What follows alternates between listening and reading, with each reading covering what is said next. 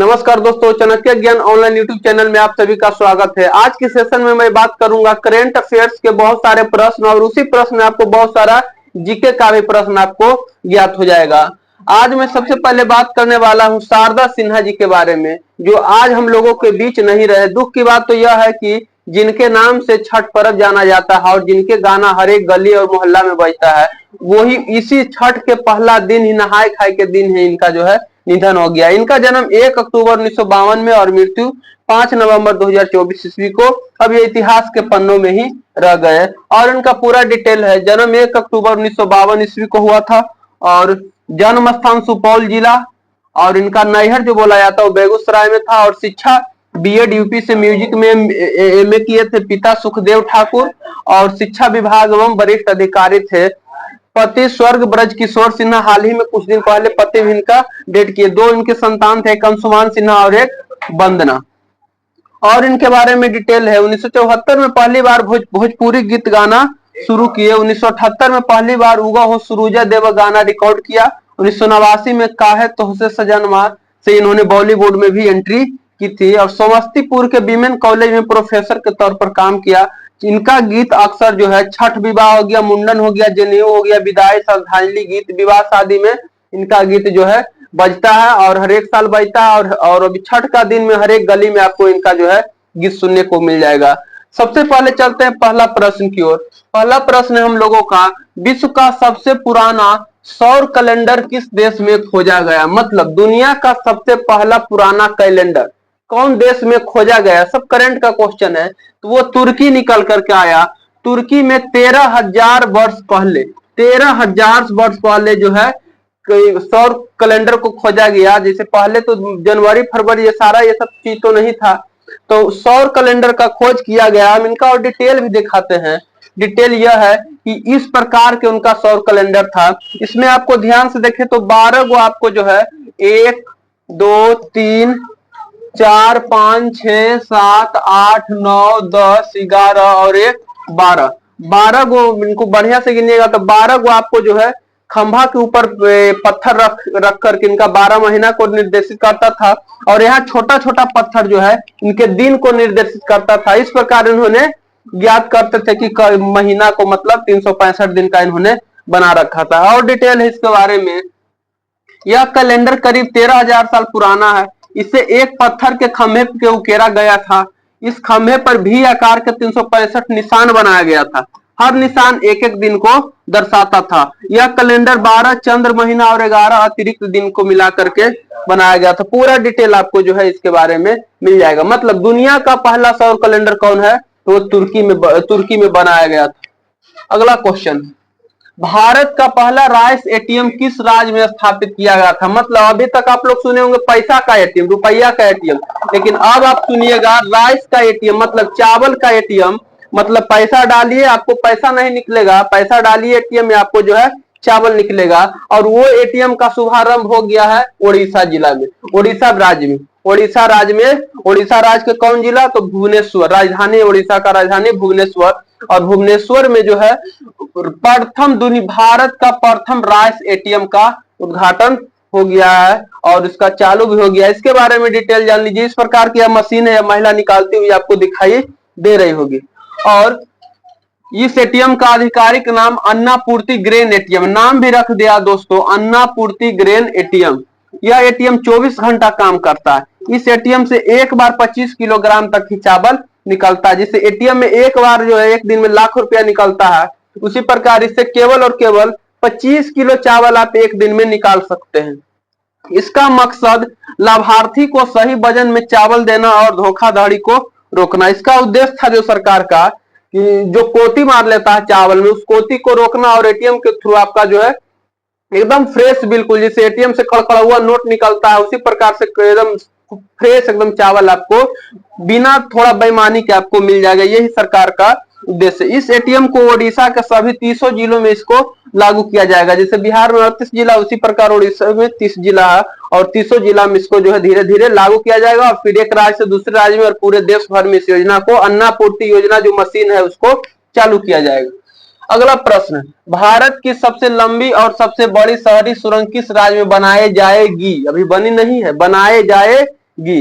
तो ये बनाई जा रही है आपका जो है महाराष्ट्र में। महाराष्ट्र में 11.8 किलोमीटर लंबा जो है दुनिया का सबसे बड़ी, नहीं भारत की सबसे बड़ी सुरंग बनाई जा रही है। इसकी लेंथ 11.8 किलोमीटर है और इसका उद्घाटन जो है नरेंद्र मोदी जी करने वाले हैं। अब इसके बारे में थोड़ा डिटेल जान लेते हैं। यह सुरंग ठाणे और बोरीवली के बीच यात्रा के समय 1 घंटा घटा करके सिर्फ 12 मिनट, मतलब जो बोरीवली से थाने जाने के लिए रास्ता 1 घंटा का था, अभी सुरंग बन जाने के बाद ओनली फॉर 12 मिनट के रास्ता बच जाएगा। यह सुरंग 16,600 करोड़ रुपया के लागत से बनाई गई।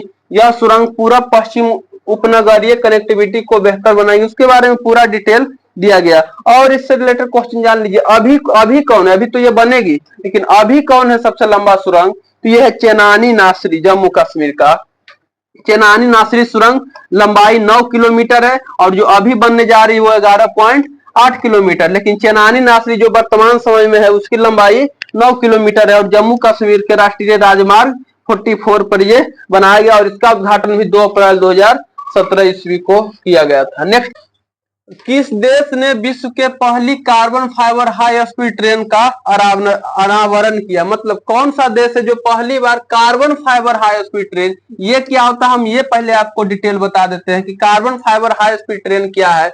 ये पूरे के पूरे जो ट्रेन है ये फाइबर की तरह, जैसे स्कॉर्पियो बना रहता है फाइबर का या कोई भी 4 व्हीलर, उस टाइप के मेटल से ये बना हुआ है और इसकी वजन बहुत इजी रहता है, बहुत हल्की वजन का ये होता है। इसी कारण यह फ्यूल बहुत कम खाती है और यह प्रदूषण में और आवाज भी नहीं करती है और कम जगह भी घेर करके चलती है।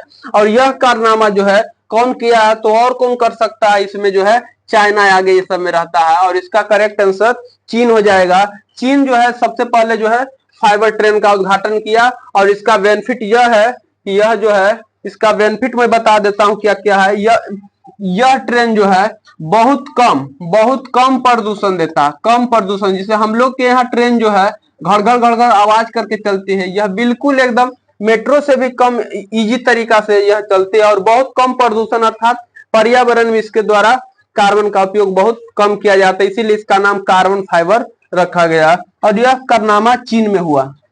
नेक्स्ट प्रश्न है, कौन सा देश गैसी मवेशियों पर विश्व का पहला कार्बन टैक्स लगा दिया, मतलब वह कौन देश है जो जानवर के द्वारा जो मल जो त्याग किया जाता है ग्रीन हाउस गैस CO2, उस पर जो है कि टैक्स लगा दिया है। मतलब आप ज्यादा जानवर पोसिए तो आपको ज्यादा टैक्स देना पड़ेगा क्योंकि जानवर से प्रदूषण हो रहा है और वह है डेनमार्क।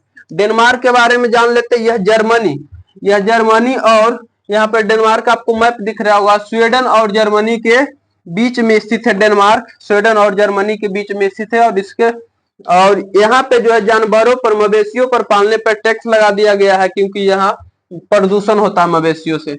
अगला क्वेश्चन है, अंतरिक्ष में 1000 दिन पूरे करने वाले पहले व्यक्ति कौन बन गए हैं, तो ओलेगा कोनेको जो है दुनिया का पहला ऐसा व्यक्ति बन गया जो अंतरिक्ष स्पेस स्टेशन में जो है 1000+ दिन जो है इन्होंने गुजार लिए हैं। इनके बारे में डिटेल जानिए। अंतरिक्ष में सबसे ज्यादा दिन तक रहने वाले लोगों को लिस्ट में पूरे बता देता हूं।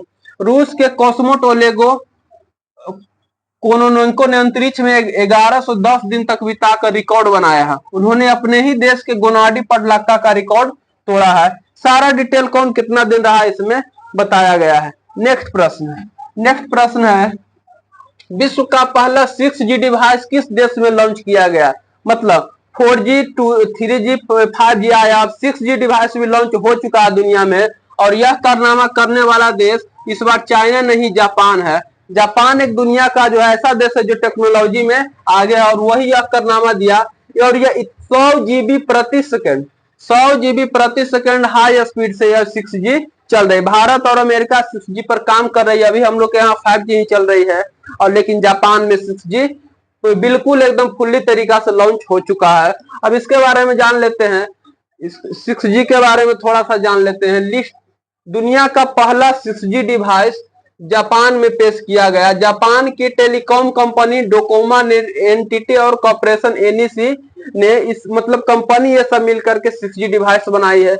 5G के तुलना में 20 गुना ज्यादा तेज इंटरनेट चलेगा। इस डिवाइस में 300 फीट तक के इलाके को कवर कर सकता है और 100 गीगावाट प्रति सेकेंड जो है स्पीड से यह जो है डेटा देता है। 6 GB की स्पीड से 1 सेकेंड में 5 HD फिल्म, मतलब 2-2 2.5 घंटा का जो फिल्म होता है, लगभग 1 सेकेंड में 5 HD फिल्म डाउनलोड हो सकता है। इतना स्पीड हमारा 6G डिवाइस होने वाला है, जो 6GB जो बनने वाला है। नेक्स्ट प्रश्न है, माउंट एवरेस्ट पर 29 बार, एक दो बार नहीं, 29 बार चढ़ाई करनाया कीर्तिमान स्थापित किसने किया? तो 29 बार जो चढ़ाई कर करके कौन जो है बन गया? तो नेपाल के कामी रिट्टी शेरपा जो है इतिहास रच दिए हैं दोस्तों। 29 बार माउंट एवरेस्ट को फतेह कर चुके हैं। और माउंट एवरेस्ट से रिलेटेड क्वेश्चन पूछता है परीक्षा में।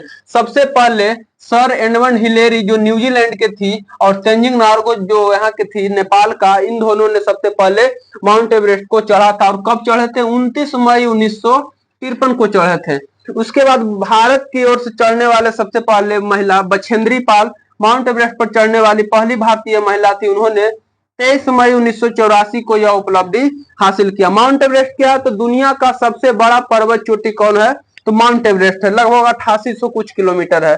फिर अरुणिमा सिन्हा जो है, अरुणिमा सिन्हा की बात की जाए तो अरुणिमा सिन्हा माउंट एवरेस्ट पर चढ़ने वाली दुनिया की पहली दिव्यांग महिला थी। दिव्यांग मतलब महिला, मतलब विकलांग महिला पर्सन, कोई दिव्यांग महिला थी जो चढ़ी थी माउंट एवरेस्ट पे, तो वो अरुणिमा सिन्हा। अगला प्रश्न है, भारत का पहला संविधान पार्क किस शहर में विकसित किया गया? मतलब एक ऐसा पार्क बनाया गया दोस्तों जिसमें संविधान के रूल का की पालन किया गया है। यह पार्क आपका पुणे में है। पुणे में यह पार्क को कौन बनाया? तो इंडियन आर्मी और पुनीत बलन ग्रुप मिल करके यह पार्क को बनाया गया। और इस पार्क के बारे में जान लेते हैं थोड़ा सा। भारत के पुणे में बना संविधान गार्डन देश का पहला संविधान पार्क है। इस पार्क को भारतीय सेना और पुनीत बलवन ग्रुप ने मिल करके इस पार्क का निर्माण किया है। इस पार्क में भारतीय संसद के प्रतिकृति है। इस प्रतिकृति पर राज चिन्ह वाले 3 सिंह की मूर्ति है। और इस पार्क में संविधान के नागरिक के 11 कर्तव्य लिखा हुआ है। मतलब घूमने फिरने के जगह में भी अब जो है संविधान को ढाला जा रहा है। और ऐसा पार्क एक यूपी में भी बनाने का जो है घोषणा हो चुका है। नेक्स्ट प्रश्न है, विश्व के पहले ओम आकार के मंदिर का उद्घाटन किस राज्य में हुआ? ओम आकार के मंदिर का उद्घाटन, पहले हम मंदिर को दिखा देते हैं आपको। ये आपका जो पूरे के पूरे टेम्पल दिख रहा होगा, यहाँ से शुरू हुआ है और ओम के शेप में ये पूरे के पूरे टेम्पल बन करके तैयार हो चुका है। तो यह कौन राज्य में है? तो ये आपका राजस्थान में है। शुरुआत कब हुआ था? तो 1995 में इसकी शुरुआत हुई थी। और अब जाकर के इसका जो है उद्घाटन जो है भजन लाल शर्मा, वहां के स्थानीय मुख्यमंत्री है, इन्होंने किया। इस मंदिर के बारे में जान लेते हैं। दुनिया का पहला ओम आकार के यह मंदिर जो है राजस्थान के पाली जिले के जाडौन गांव में की बना है। इस मंदिर के उद्घाटन राजस्थान के मुख्यमंत्री भजन लाल शर्मा ने किया है। और यह 270 एकड़ में बना हुआ, और इसको बनाने में 28 साल का समय लगा। मतलब उस समय कांग्रेस का सरकार होगा और उद्घाटन जो है बीजेपी के सरकार को करना पड़ रहा है। और यहाँ पे 1008 मूर्तियां इसमें लगा हुआ, और जरा में 12 ज्योतिर्लिंग शामिल है। पूरे मंदिर की विशेषता है उसकी ऊंचाई 38.05 मीटर की है, लंबाई चौड़ाई सब इसमें दिया हुआ। नेक्स्ट प्रश्न है, भारत की पहली हाइब्रिड पिच का अनावरण किस शहर में किया गया? मतलब हाइब्रिड पिच जिसमें कुछ जो लगाया गया पौधा वो कृत्रिम आर्टिफिशियली, इसमें 5% आर्टिफिशियली लगाया गया है।